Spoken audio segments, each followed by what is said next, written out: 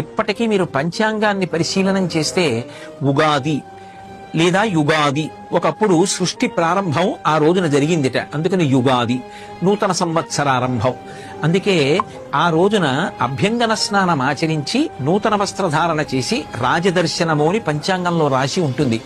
ఆ జగదంబ కన్నా పరమేశ్వరుడి కన్నా రాజాధిరాజులు ఎవరుంటారు? అందుకే చక్కగా ఆ రోజున శివాలయానికి వెళ్ళి మనం పార్వతీ పరమేశ్వరుల యొక్క దర్శనం చెయ్యాలి. ఎందుచేత అంటే జగత పితరం వందే పార్వతీ పరమేశ్వరవు, ఈ జగత్తుకంతటికీ కూడా తల్లిదండ్రులు వాళ్ళు.